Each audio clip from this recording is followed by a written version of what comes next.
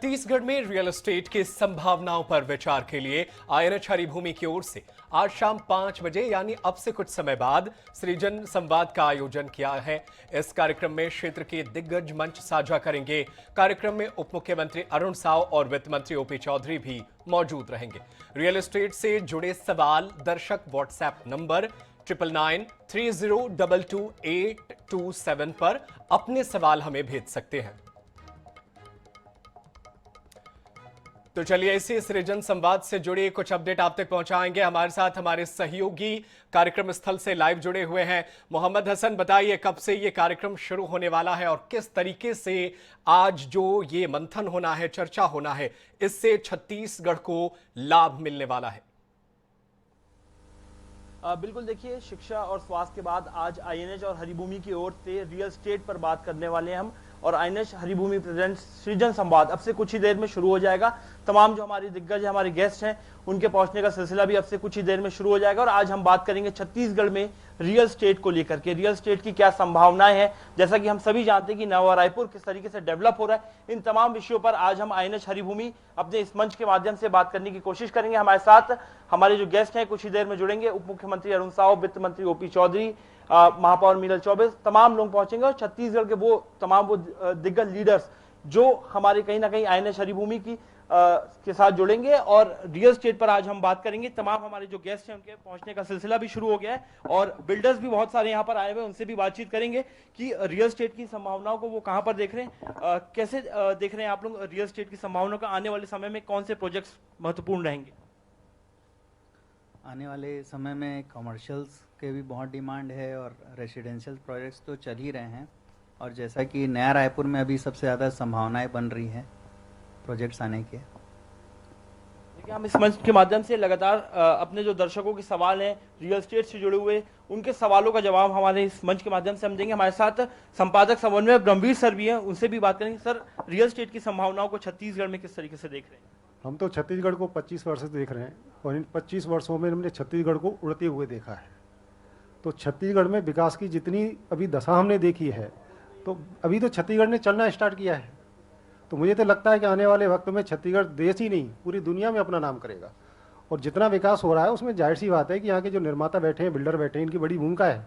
आज उसी पर संवाद होना है और संवाद के बाद उनकी समस्याएं होंगी, उसी से समाधान होगा।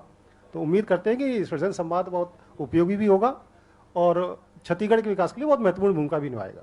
सृजन संवाद के माध्यम से हम आज अलग अलग 3 सेशंस में कहीं ना कहीं रियल एस्टेट में जो संभावनाएं हैं राजधानी रायपुर में, उस पर चर्चा करेंगे। पूरे प्रदेश में नवा रायपुर जो है लगातार विकसित हो रहा है, एक से बढ़कर एक प्रोजेक्ट जो है हमें वो रायपुर में देखने को मिल रहे हैं। और भी लोगों से बात करेंगे जो हमारे गेस्ट यहाँ पर पहुंच चुके हैं।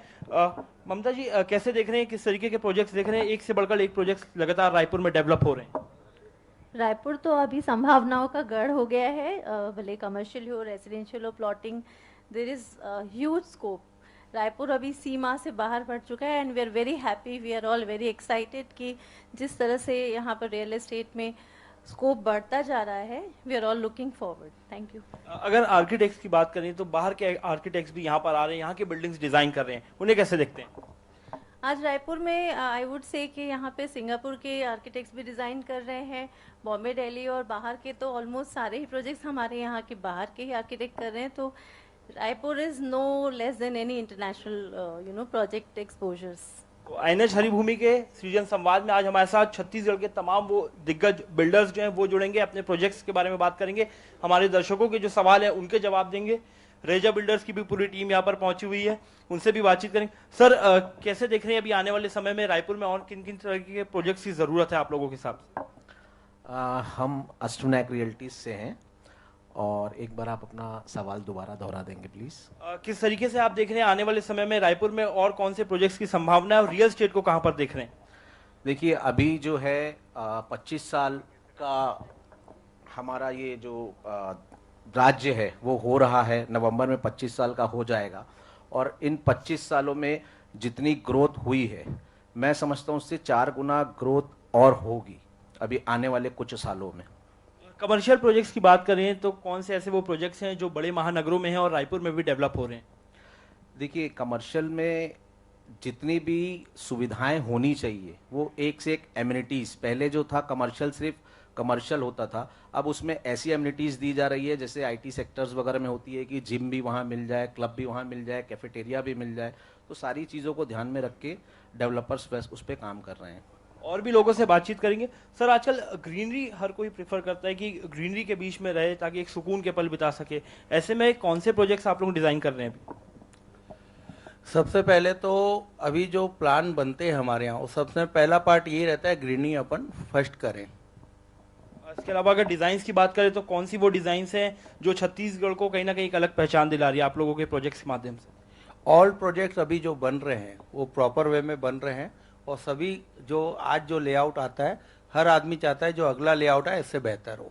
देखिए, आईएनएच हरिभूमि का सृजन संवाद का मंच यहाँ पर सच करके तैयार हो गया। हमारे तमाम जो गेस्ट हैं वो एक के बाद एक पहुंच रहे हैं, और 3 सेशंस में हमारे प्रधान संपादक डॉक्टर हिमांशु द्विवेदी सर वो चर्चा करेंगे जहाँ पर आपके सवाल होंगे, और अलग अलग जो विशेषज्ञ हैं, बिल्डर्स हैं हमारे, उनके जवाब होंगे। वित्त मंत्री ओपी चौधरी, उप मुख्यमंत्री अरुण साव, महापौर मीनल चौबे, इसके अलावा विधायक मोतीलाल साहू, तमाम ये लोग जो है कुछ ही देर में हमारे साथ कनेक्ट होंगे और आप सीधे लाइव आपके सवालों के जवाब को सुनेंगे। बिल्कुल हसन, आप सही कह रहे हैं कि हम आज जो है उन तमाम सवालों पर चर्चा करने वाले हैं जिससे जो है छत्तीसगढ़ का भला हो, क्योंकि छत्तीसगढ़ जो है अब 25 साल का होने वाला हो चुका है, और ऐसे में जब छत्तीसगढ़ पूरे अपने शबाब पर है तो राज्य के विकास प्रगति को कैसे बढ़ाया जाए। और सबसे अच्छी बात है हसन कि यहाँ ट्रिपल इंजन की सरकार है, और वैसे में जब उप मुख्यमंत्री आएंगे उनके पास भी अहम विभाग है, तो वो आज हमारे मंच से इतना जरूर बताएंगे कि किस तरीके से वो राज्य के निर्माण को आगे बढ़ा रहे हैं ताकि छत्तीसगढ़ विकास करे। और ये उम्मीद की जाएगी कि तमाम जो सवाल होंगे जो रियल एस्टेट्स बिल्डर्स के हैं, उनके सवालों का जो है आज जो है उप मुख्यमंत्री जो है अपने मंच से कई अहम बातें कह सकते हैं। बिल्कुल, देखिए 25 साल का हो गया छत्तीसगढ़, और इन 25 सालों में छत्तीसगढ़ की ही नहीं बल्कि राजधानी रायपुर की भी तस्वीर बदली है, क्योंकि रायपुर के साथ साथ नवा रायपुर बेहद ही तेजी से डेवलप हो रहा है। एक से बढ़कर एक प्रोजेक्ट जो है वो हमें यहाँ पर देखने को मिल रहा है, चाहे इंटरनेशनल डिजाइन की बात हो रायपुर के लिए। रायपुर में कौन कौन से प्रोजेक्ट्स की संभावना देख रहे हैं आने वाले समय में? बहुत बढ़िया सर, सबसे पहले हार्दिक अभिवादन।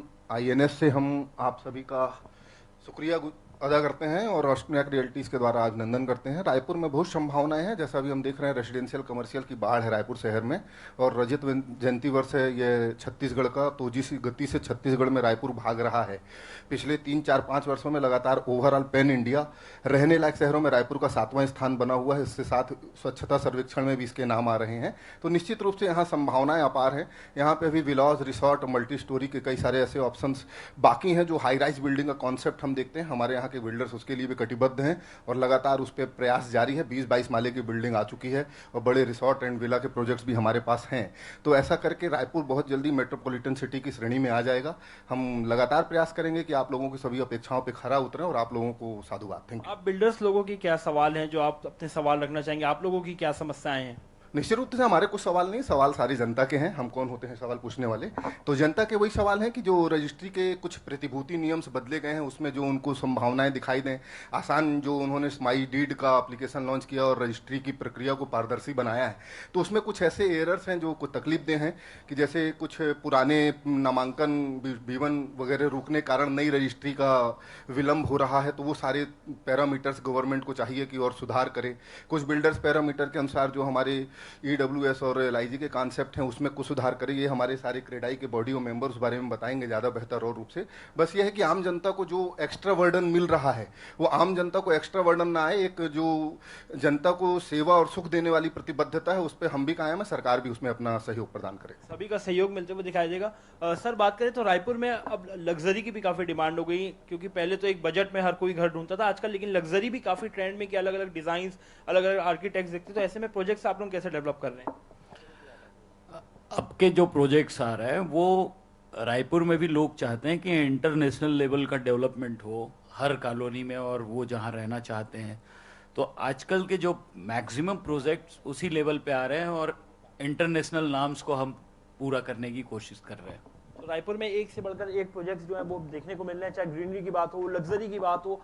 हर एक सवाल जो आप लोगों से जुड़ा हुआ है, चाहे रजिस्ट्री को लेकर के आपकी कोई क्वेरी हो, तमाम जो सवाल है वो हमने आपको एक व्हाट्सएप नंबर जारी किया। इस व्हाट्सएप नंबर पे जिन लोगों ने अपने सवाल भेजे हैं, कुछ ही देर में हमारे आईएनएच हरिभूमि के इस कार्यक्रम के माध्यम से आपको उनके जवाब मिलेंगे।